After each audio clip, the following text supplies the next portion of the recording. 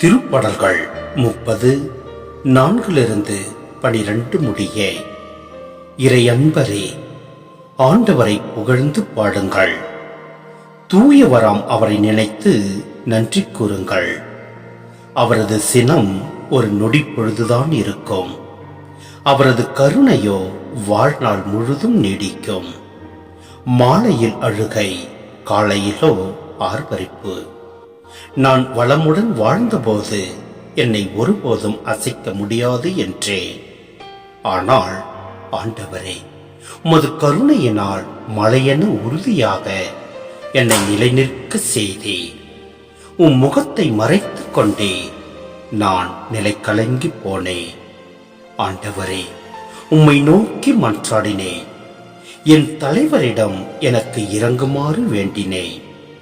நான் சாவதால் படுகுழிக்கு போவதால் உமக்கு என்ன பயன்? புழுதியால் உம்மை புகழ முடியுமா? உமது வாக்கு பிழாமையை அறிவிக்க இயலுமா? ஆண்டவரே, எனக்கு செவிசாயும், என் மீது இரங்கும். ஆண்டவரே, எனக்கு துணையாயிரும். நீர் என் புலம்பலை களி நடனமாக மாற்றிவிட்டே. என் சாக்கு துணியை கலைத்துவிட்டு என்னை மகிழ்ச்சியால் வித்தினே.